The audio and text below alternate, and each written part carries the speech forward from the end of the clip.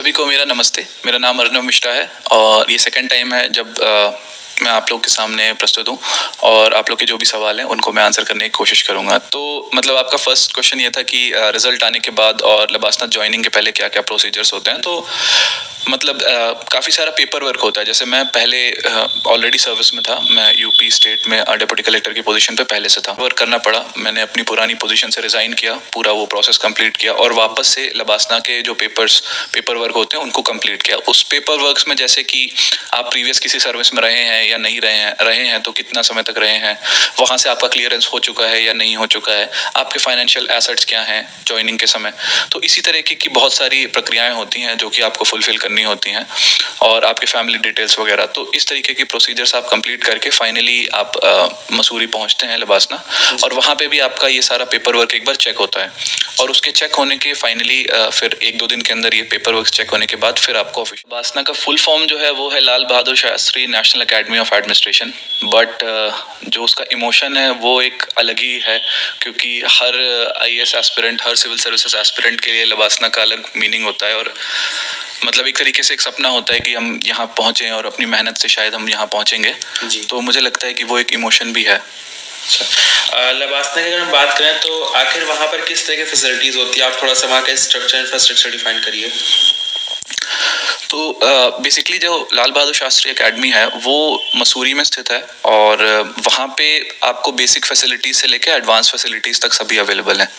तो जैसे basic facilities में हॉस्टल फैसिलिटीज़ जो कि एक बहुत एसेंशियल कंपोनेंट है, और मसूरी कंपेयर टू प्लेन्स, हम लोग जैसे यहाँ रहते हैं तो कंपेयर टू ठंडा भी बहुत रहता है, तो उसको उस हिसाब से पूरा डिज़ाइन किया गया है। तो जैसे कि पूरा जो एकेडमी है वो एक पहाड़ पर बसी हुई है, तो वहाँ पे जो हॉस्टल्स हैं वो भी पहाड़ पे बसे हुए हैं, क्लासरूम्स वो भी पहाड़ों पर ही हैं, तो उनका एक इंफ्रास्ट्रक्चर अलग तरीके से बनता है।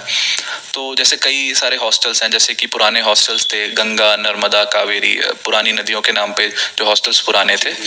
तो सर जैसा कि जब हम एकेडमी में घुसते हैं तो वहाँ पर एक वाक्य लिखा होता है शीलम परम भूषणम, तो इससे आप थोड़ा डिफाइन करिए।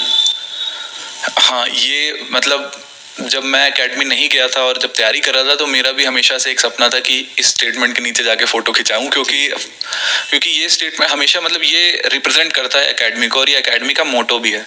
तो उस समय तो शायद मैं कम समझता था, अब मुझे जब समझ में आया धीरे धीरे करके कि character is the utmost virtue, जो इसका अगर इंग्लिश में ट्रांसलेशन करें तो मतलब कि एक सिविल सर्वेंट के लिए, एक ऑफिसर के लिए और एक ह्यूमन बीइंग के लिए कैरेक्टर ही एक ऐसी चीज़ है जो उसको डिफाइन करता है। मतलब कि कैरेक्टर एक ऐसी चीज़ है जिसको बनाने में महीनों, सालों, कई साल लग जाते हैं और ख़राब होने में पलक झपकते वो ख़राब हो जाता है। तो अगर सिविल सर्वेंट का कैरेक्टर स्ट्रॉन्ग है तो वो भले ही ऐसा हो सकता है कि कुछ समय के लिए उसे समस्याएं फेस करनी पड़े, कुछ समय के लिए उसको दिक्कतें आए, बट अल्टीमेटली अगर आपका कैरेक्टर अच्छा है तो डेफिनेटली आप सक्सीड करते हैं अपनी सर्विस में, अपनी लाइफ में। अच्छा, हमने सुना है कि लबासना में कुछ एकेडमिक सॉन्ग वगैरह है, तो ऐसा कुछ?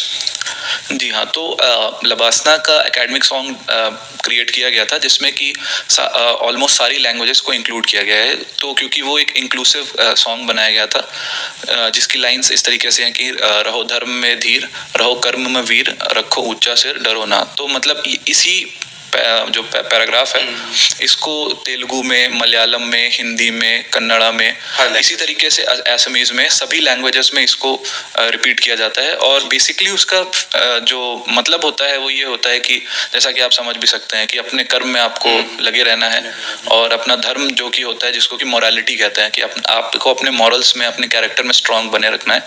कभी कभार परिस्थितियां गड़बड़ाएंगी लेकिन आपको अपना सिर ऊंचा रख के हमेशा एक स्ट्रांग कैरेक्टर के साथ काम करते रहना है। सर उसके बाद हम आपसे जानना चाहते हैं कि जब लबासना में कोई भी कैंडिडेट जाता है तो उसके बाद का वहाँ का जो फाउंडेशन कोर्स होता है वो क्या है, उसे आप डिफाइन करिए।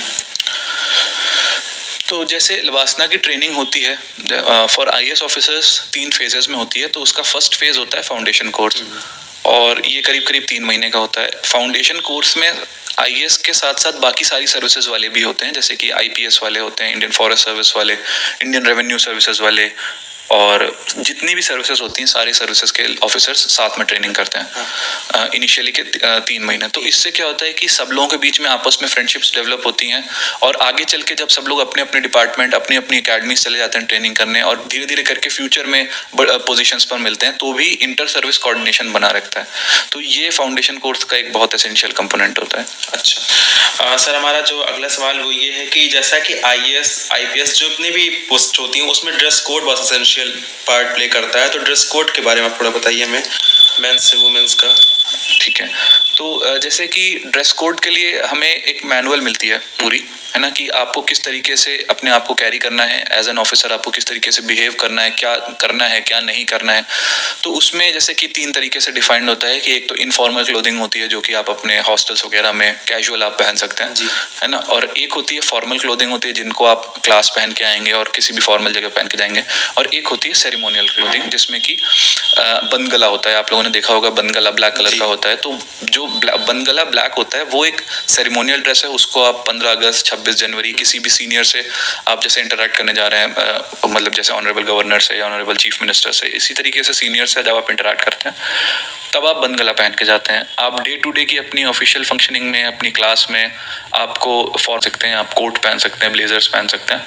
तो इस तरीके से आपकी फॉर्मल ड्रेसिंग बहुत ही एसेंशियल कंपोनेंट है। और अगर आप जैसे कि और आपका स्पोर्ट्स ड्रेसिंग भी इंपॉर्टेंट है, जैसे सुबह के टाइम पे फाउंडेशन में और आगे भी स्पोर्ट्स एक्टिविटीज़ होती हैं, तो अगर उसमें आप स्पोर्ट्स क्लोथ्स में ड्रेस नहीं है, लबासना के ट्रैक सूट्स होते हैं अपने, लबासना की जैकेट्स होती हैं, उनमें ड्रेस नहीं है, आप प्रॉपर शूज़ पहन के नहीं आए तो आप उनमें पार्टिसिपेट नहीं करेंगे, they'll turn you back, आपको वापस जाके चेंज करके आना पड़ेगा।